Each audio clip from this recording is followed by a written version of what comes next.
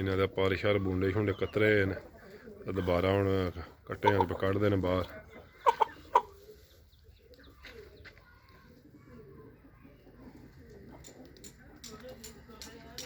छो सूहा